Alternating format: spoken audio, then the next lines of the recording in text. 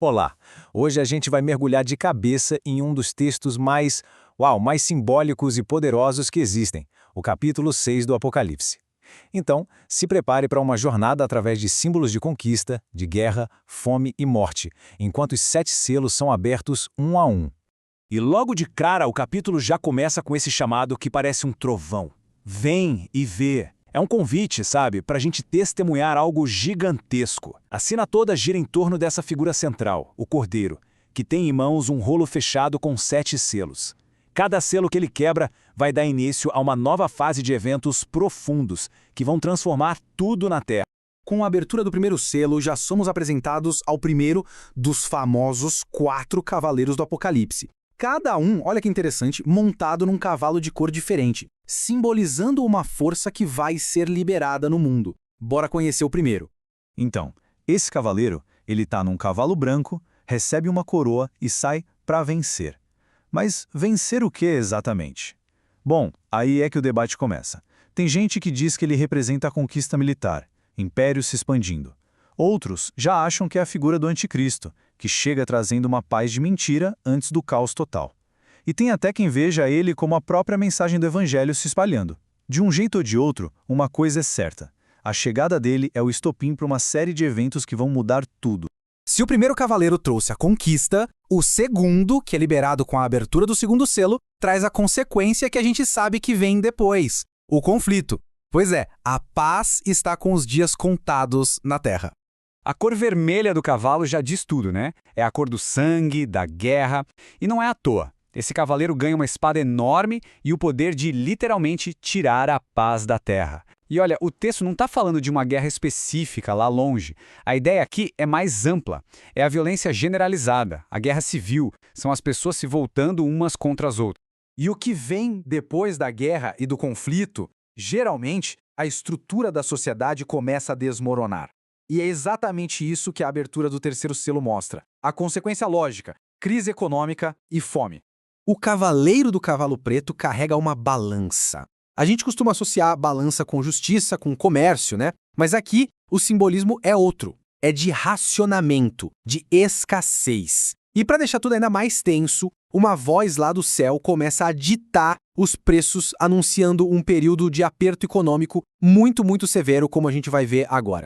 Olha só o tamanho do impacto dessa crise. O salário de um dia inteiro de trabalho comprava só o suficiente para uma pessoa não morrer de fome. Basicamente isso. Mas ao mesmo tempo, vem uma ordem estranha para não estragar o azeite e o vinho, que eram itens de luxo na época. O que isso nos diz? Aponta para uma desigualdade social absurda, onde os mais pobres passam fome, enquanto os luxos dos ricos continuam intocados. E então, o quarto selo é aberto. Se os outros cavaleiros trouxeram a conquista, a guerra e a fome, esse último é tipo a soma terrível de todos eles. Ele é a própria morte. O cavalo dele tem uma cor pálida, amarelada, de cadáver mesmo. E pela primeira e única vez, um cavaleiro é chamado pelo nome, Morte. E ele não está sozinho não. O inferno, que aqui significa a sepultura, vem logo atrás, prontinho para receber as vítimas que ele deixa pelo caminho. A escala do poder deles é simplesmente assustadora. Eles recebem autoridade sobre 1/4 da população da Terra. 1/4. E para matar, usando as mesmas ferramentas que a gente já viu, a espada da guerra, a fome e agora o texto adiciona a peste e até os animais selvagens. É um cenário de aniquilação em massa.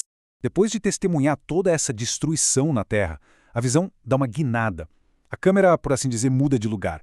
A gente sai do plano terreno e vai para uma cena lá no céu, que nos apresenta novos personagens e um tipo bem diferente de drama.